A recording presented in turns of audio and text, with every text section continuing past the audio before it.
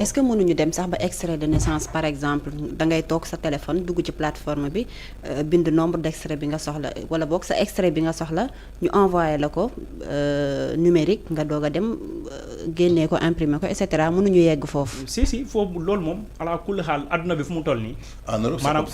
foo nga dem ci loolu forcément. mais nag il faut que l'État central aussi accompagne les communes parce que am na communes yi nga xam amuñu benn moyen. ils sont obligés avec les man dama am problème boo waxee vous avez réussi la en fait assurance bi ngay wax noonu ñu ngi yéen téléphone ça s'appelle la dématérialisation mais par contre j'ai un problème ak lan ak bu woonee réussir ngeen au Parcelles Assainies la numérisation des extraits de naissance l'état civil parce que man li ma comprendre ci numérisation de l'état civil mooy li Mariama junj léegi de sorte que man damay xam sama lieu de naissance sama date de naissance dafa am lu ñuy wax numéro bi ñu may jox numéro d'identification nationale non numéro d'identification nationale moom laay dugg ci site bi site internet dédié à ça je demande je suis né tel voilà mes trucs mu yónnee ko ñu yónnee ma sama extrait de naissance via la poste or ici vous ne pouvez pas le faire parce que la poste elle est morte poste dee na kenn jotatul courrier carte postale man ma nekkoon xale dañ ma doon yónnee carte postale France ak bu ma doon dem boîte loolu amatul pratiquement la preuve tey su ma bëggee yónnee benn courrier boo maraîcher laay dem jox ko chauffeur mu ne ma 3000 francs laa koy yóbbu si ngeen sox wala 5000 ma jox ko mu yóbbu ainsi de suite benn donc lii la ma doon jox bu ma jox ko ak site benn en fait yéen dématérialisation bi yéen numérisation bi ngeen di wax mooy da ngeen jël clé USB dugal ci extrait de naissance yi mais cette clé USB là boo bu bañee ubbeeku wala cette clé USB moom virus wala cette clé USB mu réer wala cette clé USB ak ordinateur bi nga xam ne ci ngeen ko tapé bu tàkkee nag li nga di wax bon moo tax man la il faut que état central mu accompagner foofu nag laa d'accordul ak ñii di taxaw di bakku naan on a réussi la numérisation de l'état civil parce qu'on a réussi à mettre ça dans une clé USB. Or, yaa ngi commenté sa tur ñëw di nga wax li nga bëgg a wax yëpp may ko ma eggali différence en fait buñ ko digitaliser c'est parce que gis na les registres physiques yi nga xam ne mu ngi fii yi nga xam ne tey boo xoolee durant certains émeutes yenn état civil yi nga xam ne dañ leen taal c'est parce que seen système bi informatisé wuñu alors que boo xasee ba informatiser sa système boobu mën nga ko sauvegarder fenn même foofu tey bu amoon incendie à travers l'état central tey le new deal technologique lépp li nga xam ne papier la yi nga xam ne sénégalais da koy soxla buñ ko numériser mais c'est l'état qui sera le détenteur l'état moom moo koy conserver moom moo koy sécuriser mais tey suñuy pièce d'identité tey information yi nekk suñuy pièce d'identité mais ki ko defar lan la ñuy wax thaïlandais la mais nos données personnelles ñu ngi leen bancariser hors du Sénégal ay nit mën ko jël def ci usage bu leen neex alors que tey communes yi yëpp bu ñu ko informatiser ça le relais va revenir à l'état central moom moo koy sécuriser tey sa carte d'identité numérique yi muy sa passeport ak leneen communes yi mënuñu ci dara mais commune bu xasee ba informatiser ko à travers ay plateforme la koy def plateforme yooyu nag état moom moo koy accrédité bu ko defee lépp luy génn tey parce que tey tant que état impliqué aussi jàppale yu si communes yi tey certains concours tey xam nga lu concours état koy organiser mais tey concours yi tey document physique lañ lay laaj document électronique boo ko indee duñ la jël ñun y a un mois ñu ngi doon dem à Ziguinchor sama xarit bi ma àndaloon assurance am ci téléphone am la newoon électronique mais bi ñu eggee Farafeñe policier bi da ko ne ñun fii xamuñu li format papier nga ñuy indi dañ ko mujjee fay bi ñu demee di dellu si ñu dem ba Sooma dem ci multiservice bi mu tiiral ñu format papier bi ñu ñëwee mën a ñëw voilà ñun fii lii nga ñuy jox kon mbir la bi nga xam ne ça sera de la volonté des gouvernants yi nga xam ne dañuy accompagner nit ñi par rapport ak lii mais isolément des communes même si les communes prennent l'initiative tant que amul initiative de l'état central ça sera un peu difficile de dérouler ça. D'accord Babacar mën nga eggali lancer bi nga newoon rapidement. parce que pour man. le fait moom benn waa joo xam ne dafa nekk ci mairie bi ngeen ne ko mooy le responsable de l'état civil. mu yor clé USB am. non l'officier pour ne pas maîtriser l'informatique. mu am benn waa ju nekk foofu moom mooy cerveau bi. or ce cerveau là puisque c'est l'informatique c'est-à-dire on a la possibilité jusque là de changer. De changer les numéros et de changer les données. te bés bu clé bi réeree yi fi jeex na bés bu clé ordinateur bi tàkkee clé bi ñàkk nañ ko man li ma gis et ça c'est-à-dire on se référera toujours à du vécu ou à ce qu'on a appris ou ce qu'on a entendu quelque part tey jii man su ma duggee ci état civil bu France fi ma toog mën a demander sama extrait de naissance sama doom wala un membre de ma famille ma jox leen adresse bu ma ko mën a yónnee xam nga fu blocage bi di nekk souvent tu peux connaître toute l'identité ou les références de ki nga bëgg a demander état civil mais boo defee adresse bu bokkul ak adresse bi nga xam ne moom la ñu am seen base de données léeg-léeg dañu lay bloqué ñu ne il faut nga ñëw mairie ba pour demander parce que c'est la mairie qui donne ces actes là mairie dafa dem sa ba mairie mooy defar carte d'identité xam nga fi carte d'identité ministère de l'intérieur la fële dañ dem ba c'est la mairie ngay yóbbu mu defar la carte d'identité ñii nga xam ne ñoo nekk ci mairie bi ñoom yoruñu fichier bi c'est un fichier avec une numérotation nationale boo xam ne kenn mënu ci dugg changer quoi que ce soit tey wax nga ay communes ne leen peut-être doo leen citer man sama xel dafay dem sur les communes de Adéane sur les communes de barki démb rek l'adjudant de police xaw ma lieutenant de police la Touré mi nga xam ne moom la ñu créé benn division spéciale division de la lutte contre le traitement des personnes ainsi de suite c'est l'occasion de le féliciter en 2 mois ou 3 mois la nekk Ziguinchor mais démanteler ay réseaux yu garaaw le dernier réseau bu mu daaneel c'est à Kafountine où l'adjoint même du maire de Kafountine mooy recevoir xaalis ci ay Sierra Leone ci ay Ghanéen ci ay Burkinabé defaral leen carte nationale d'identité bu Sénégal dafa leen extrait boobu ñu dem ñu utee ko ak carte nationale d'identité du Sénégal. biñ ko laaj ay extrait jàmbur la numéro registre. léeg-léeg day créer par exemple benn waa ju tudd Mumini Sawo Dogo ñu tuddee ko Mumini Sambo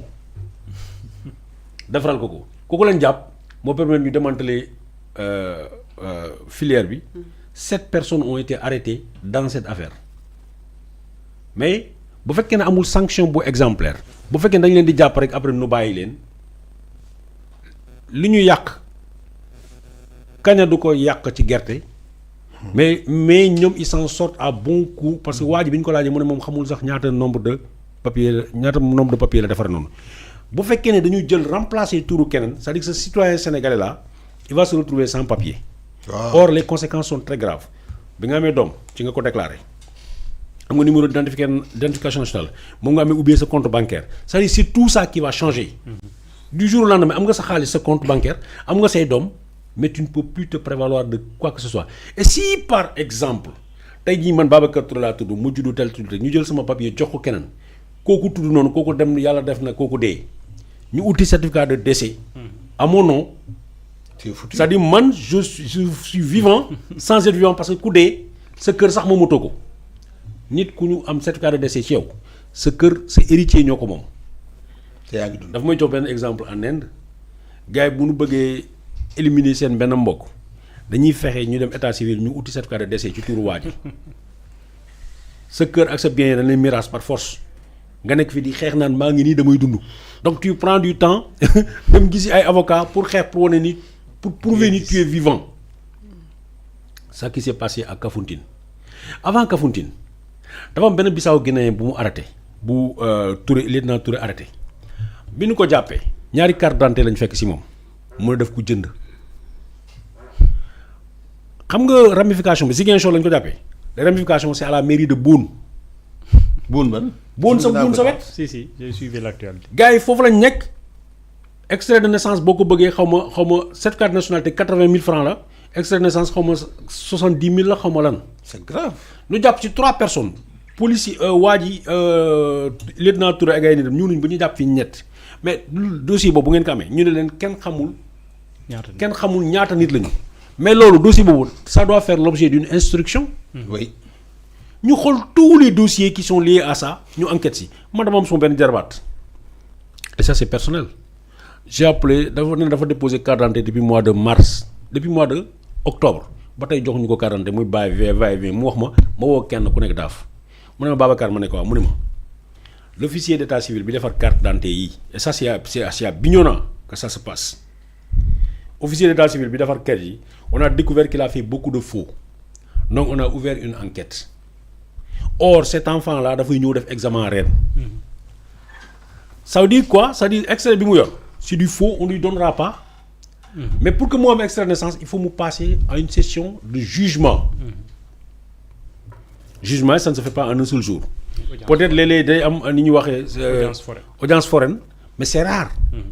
parce que la dernière audience foraine bi nga xam ne gis nañ ko c'est avec Sabassi Faye que le juge Sabassi Faye muy nuyu de passage am na fan yi qui est allé dans les villages les plus reculés am na fan yi fan Yëmbal Dakar. waaw d'accord mais mi ma lay wax Bignona laa lay wax ainsi de suite ça veut dire dañ koy organiser par zone ok lui il est allé parfois muy toog sous un arbre pour mën a defal man sama bopp je suis né à Adéane sama numéro de carte d'identité tout ça j'ai tout fait toute ma vie mes enfants ils sont dans voilà ñu ngi partout di jàng la déclaration de naissance a été faite avec ma carte d'identité avec mon numéro de carte d'identité mais du jour au lendemain on m'a dit que cette carte d'identité n'existe plus que ce numéro là n'est pas bon parce que dama doon defar certificat de nationalité il a fallu ma dellu organiser wu outil jugement supplétif pour que ñu jox ma benn correctif boo xam ne dama ko war a dem dugal pour ñu corriger ko te corriger gu ma ko sax parce que aw gu ma jot dem defi ko mais pour vous montrer que bu fekkee ne man mi toog ci plateau bi man mi nga xam ne Sénégal laa juddu Sénégal rek laa xam sama papa Sénégal la juddu sama yaay Sénégal la juddu mën nañ leen ko def donc imaginez ñi nga xam ne mënuñu yegg foofu c'est-à-dire cette histoire de carte d'identité cette histoire de carte de séjour cette histoire de sécurisation de l'état civil duñ ko bàyyil rek politiciens yi duñ ko bàyyil rek Tahirou Sarr duñ ko bàyyil ñi nga xam ne ñu bëgg a sànni ñëpp ci biti déedéet ñun ñëpp on est tous concernés par ça et ça suñu bëggee sax jàmm ci réew mi suñu bëggee sax moom ay élections yu libres et transparentes il faut régler cette question là tey jii maa ngi lay wax daaf ñu ne état civil officier d'état civil boobu signé lu bëri dañ ko bloqué parce que ça fait l'objet d'enquête mais est-ce que la police a suffisamment d'éléments pour enquêter sur chacun de ces cas là nga xam ne yow da ngay ñëw sa extrait de naissance am nga sa numéro xam nga volet numéro 1 nga xëy nekk loolu mu ngi ci loxol keneen encore parce que waa ji bu ñu ko laajee mu ni fichier mu ne extrait de dañuy la plupart du temps ñoom dañuy jël par exemple numéro bi bu ñu ne kii bi ñu ko waxee registre numéro tel dañuy wax ne registre numéro tel de 1 jusqu'à 2666 de telle année dañuy clôturer mais ñoom du ñu clôturer dañ koy lem noonu ñu dem teg ko léegi nag moom bu amee client yu bees au lieu que le registre bi mu tëju 2600 et quelque 2667 2600 ainsi de suite ba nu mu ko neexee c'est-à-dire yow boo ñëwee tey am nañu registre yoo xam ne ay année et puis nee na ci diggante registre yi am na ay pages yu vierge yu ñu bàyyi ñoom ci biir ba pare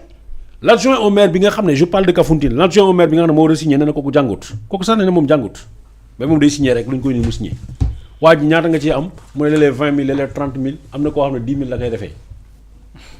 on brade suñu état civil or tey bu fekkee ne fichier la boo xam ne automatiquement comme ni ñu koy defee en France par exemple gis nga yaay ji fu mu amee doomam ci lal bi la kenn ku nekk ci hôpital bi maternité bi ñëw ne ko sa doom bi nag nga ko bëgg a tuddee ci lal bi mu wax ñu xool heure bi mu juddoo tout ça ñu déclarer elle va faire directement la déclaration dans le fichier mënoo changer dara même bu fekkee ne par exemple léeg-léeg ça m'est arrivé ou ça arrivé des amis nga ne sama doom Nogay Mbaye laa koy tuddee moom mu ne yaayam la koy tuddee ngeen xuloo ci moom tout de suite déclaré na fekk yow xam nga yow nekkuloo ci lalu hôpital bi femme bi moo fa nekk ñu ne ko doom bi nuy tudd tur bu ko neex lay joxe léegi yow pour nga changer loolu il faut nga dem nga bind le procureur de la République ñu organiser jugement pour nga mën a changer tur boobu. D'accord. C'est ça cette question de l'état civil noonu nañu ko mën a régler mais pas clé USB bu mairie bi yor waa ji bu pare dugal ko ci poche am dem xamul sax lan mooy sécurité clé USB parce que ordinateur bu ko fekk mën na ko imprimer or comme ni ma la ko waxee lii c'est centralisé c'est sécurisé seuls les agents yi nga xam ne ci mairie bàyyi ñu leen ci kër yi ci wala ci mairie nga ñëw def déclaration de yow doo ñëw mairie ba pour def déclaration parce que parents yu bari dañuy négliger fàtte loolu or tu as je pense 6 mois boo defulee déclaration il faut forcément nga dem defi jugement mais ñii mooy ànd ak sage-femme mooy ñëw tout de suite ci certificat d'accouchement bi sage-femme da koy jox certificat d'accouchement bi mu ñëw laaj la sa doom nu ko bëgg a tuddee nga wax ko kan mooy papam nga wax ko mu remplir ko dem directement dugal ko ci machine bi loolu mënoo fàtte il peut pas avoir de déclaration tardive de naissance parce que c'est fait aussitôt léegi nag yow soo ko bëggee corriger mën nga ko corriger mais xam naa ne da nga ma bëgg jël la parole mais damay dagg tuuti rek. rapidement Ça ne s'arrête pas simplement à là. Il s'agit au-delà de ça, même de la sécurité numérique du Sénégal. Mais ça va faire l'objet de notre débat. Boo xam ne câble sous-marin yi données yi ñuy waxtaanee. Information yi nga xam ne ñu ngi jàllale ci câble yi est-ce que le Sénégal est maître de son système informatique? Ça c'est une autre affaire. yaa ngi fàttaliku temps yële ci ginnaaw pôle financier judiciaire nee nañu ambassade Amérique may nañ leen ay ordinateurs. mais ordinateurs yi dañ ko préféré teg fële. La France avait eu un problème ministère des forces armées bu France dañ doon yàgg HP la ñu kii la ñu liggéeyee Microsoft ay ordinateur Microsoft. On a découvert après que Microsoft yooyu ñu jox gars yi doon espionné. toutes les données sont vues par les Américains. Or dans un pays comme ça par exemple. Les données ne sont pas que des données militaires mais il va aussi des données économiques nga ne dañu war a créer benn avion boo xam ni la war a jaar américain ñu bàyyi la yow nga xalaat li nga xam nga fa si sécurité fekk ñoom jam nañ ko balaa ngaa créer avion boobu ñoom la sa ingénieurs yi liggéey travail ko ñoom ñu jël ko créer ko seen avion si foofu lañ toll. comme les beepers avec l'Iran les beepers Motorola. Voilà mu ngi noonu. Très bien Guèye sa commentaire rapidement par rapport ak digitalisation bi surtout ci côté santé bi parce qu'on a assez parlé de l'état civil côté santé bi yan avantage par exemple lañ mën a am digitalisation bi Babacar may ko mu waxtaan. mais dama